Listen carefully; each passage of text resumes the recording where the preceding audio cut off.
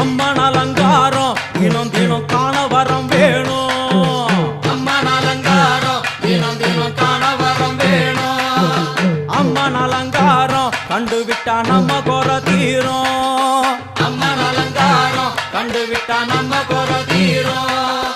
அம்மனுக்கு விரதம் ஆதி முதல் இன்று வரை வழக்கம். அம்மனுக்கு விரதம் ஆதி முதல் இன்று